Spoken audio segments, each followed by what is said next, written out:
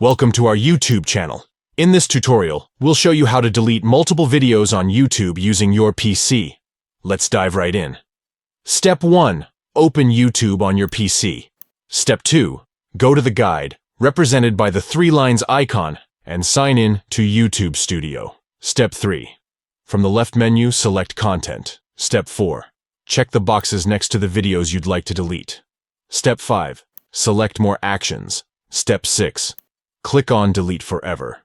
Step 7. Check the box to acknowledge that your videos will be permanently deleted. Step 8. Finally, select Delete Forever to confirm the deletion.